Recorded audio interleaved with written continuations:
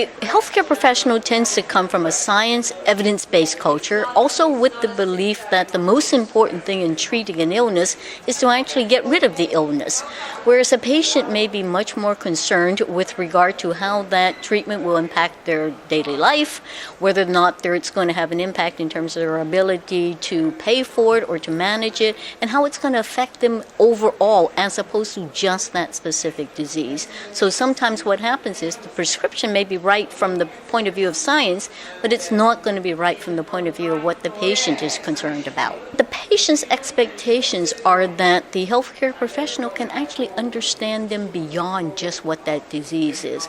We go in there as people with all kinds of baggage, with all kinds of complications and roles and responsibilities, and yes, we have a specific illness, yes, we expect the healthcare professional to provide the best scientific guidance, but we also expect that what's going to be prescribed is going to fit with regard to what our other beliefs and what our capabilities are. So, for instance, a patient may have cancer, and from the point of view of the oncologist, what I really want to do is get rid of your cancer. From the patient's point of view, the challenge might be, how long is this going to take? Am I going to be able to manage my family while I'm doing it? What's the risk in terms of other complications? And what if I just wait?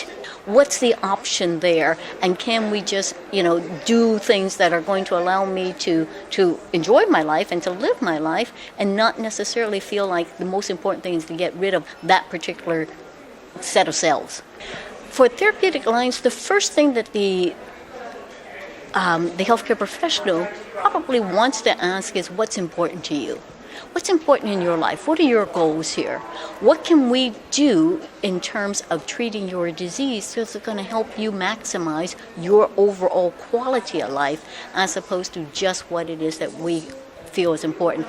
And oftentimes from a therapeutic point of view, we have lots of things we want the patient to do. We want them to diet, we want them to exercise, we want them to take their medications on a regular level, we want them to reduce their stress levels.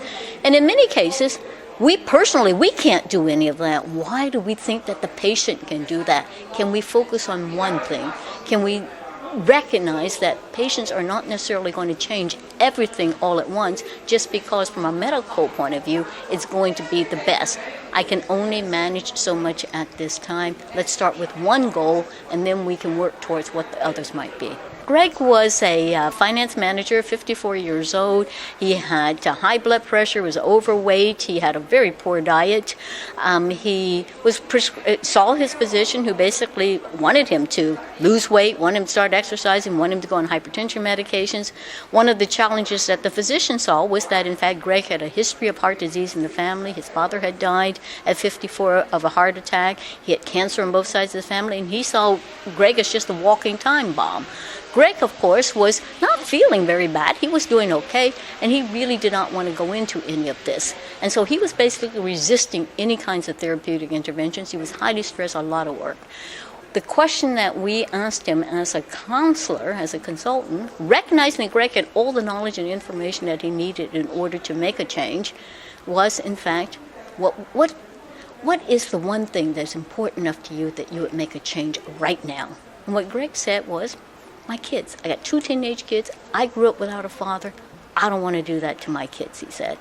And we said, fine, so what do you want to do about it? Greg said, well, he says, I guess I could, I can't diet. That would drive me crazy. He says, I want to go on an exercise program. And so we worked through with him what he could do realistically. And honestly, Greg started with an exercise program 3 times a week, 6 minutes a day. On his own, he increased that to an hour a day, highly motivated guy, very determined.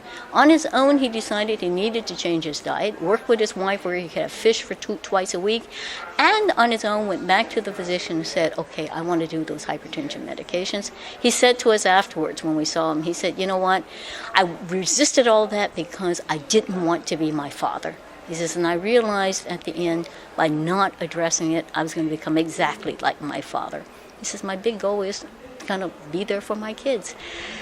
I think when we are the patients ourselves, we get it, right? Because we're looking at everything through a cloud of emotions and how it impacts us. And I think the more the healthcare professional can step into that arena and recognize that the patient is in fact very emotional and does in fact have a lot of what is non-rational kinds of reasons for what they're doing, the more they can help them sort through that and to actually get back to what we know we want to do, and that is provide them with the best science-based kinds of treatments. So yes, the science is important, but as you say, how we get it to the patient is by stepping into their emotional world.